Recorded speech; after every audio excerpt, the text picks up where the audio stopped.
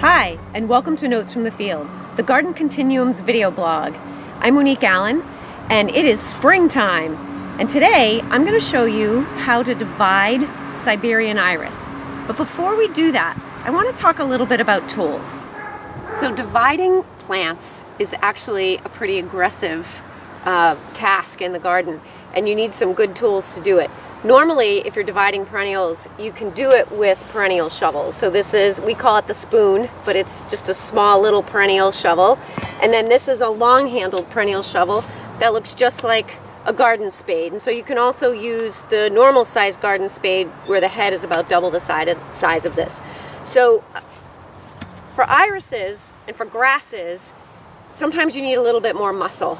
And in that case, you would use something like this, which is quite heavy, and it has a straight bottom on it, and the weight of the shovel itself is going to help you, and you'll see when I go to divide the Siberian Iris what I'm talking about. Now, I'll use this to actually dig the plant out, but then you actually need to divide it, because you're going to notice that the plant is actually quite big. And there are a couple of things you can use. You can use an edger, so a nice sharp edger. You can step on it, it's got this nice shelf on it, and you can step on it to divide the plant. But sometimes that's not enough. In this case, I think it will be fine, but I have had times when I have had to go after my irises and my grasses with an axe. So I don't know what will be the right tool today, we'll see. But just so you know, if you're finding that your regular shovels aren't working, it isn't you. So we'll move on to the iris now. Okay, so now I'm in the garden, and you can see right over here, I've got a huge iris. So the iris from this point to this point way over here is about 30 inches, and it's almost as wide as it is long. And if you notice the perennials around it, they're all much smaller. So you can see all the perennials around it are just a little over a foot in diameter. Now this iris is going to get to be about this tall, and the plant is going to grow up like this. So you can imagine what's going to happen. All this foliage is going to hang over this plant and these and that one over there and obscure them. So this plant has gotten way too big, and it's overpowering this garden. So if you look at this one, you can see that there's not much going on in this center portion of the iris at all. And you've got a nice big section right here, another nice big section right here, and another big section right here. So when I look at this iris, I see 3 plants. And to illustrate that a little bit, if we go over here, you can see another one, not as big, but you can see that this one also is probably about 2 feet around. And what I've done is I've gone and I've taken divisions out of this iris.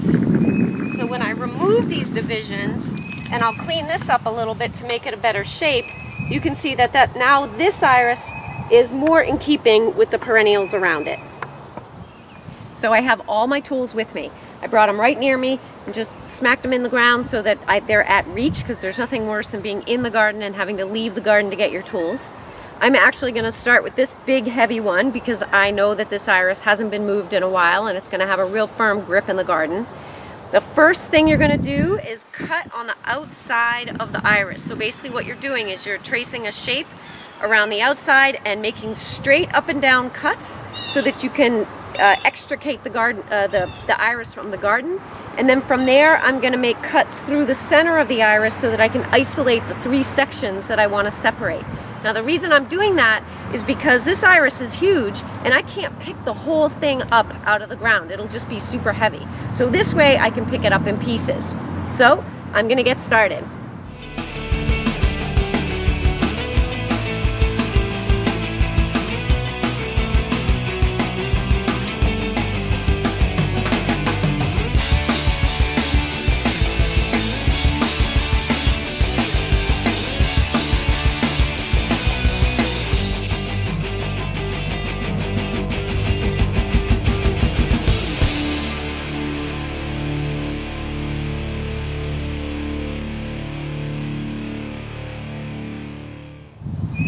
Okay, so I got my cardio in for the day, and as you could see, some areas were really easy to dig, and other areas I really had to bend the shovel back in order to get the pieces out.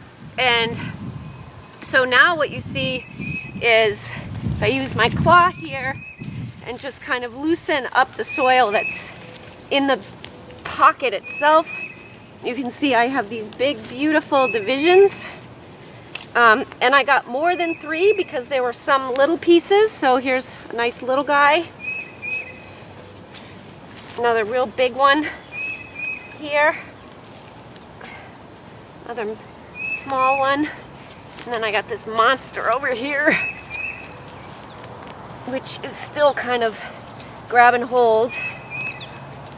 Looks like I'm getting a baby out of it. And then there you go. So the iris is successfully divided. And you can see, I mean, this hole is big enough for a shrub. And ultimately I got, looks like 1, 2, 3, 4 small. I would call this probably about a 2-quart size, which is actually a really healthy perennial.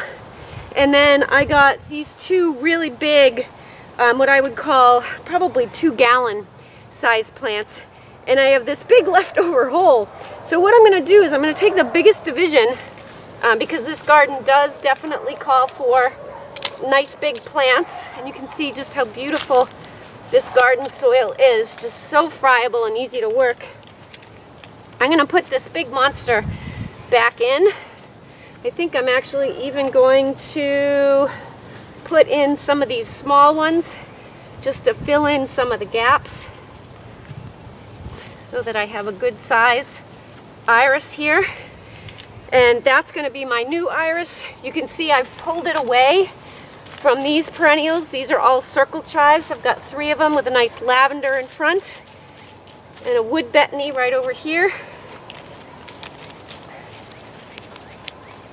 Make sure when you're dividing that when you put the plant back in the ground, you really tamp it in there. Don't be afraid to use the flat tops of your fist and your body weight to just push that back in. And then of course make sure that you water really, really well. Get some leaf mulch or really nice composted bark mulch or buckwheat, whatever you use to put your iris back in. And then all of these iris divisions, they can get moved around into your garden to start new gardens or expand areas, or they're great gifts for friends. So thank you very much for watching. Leave any comments or questions down below, and happy gardening.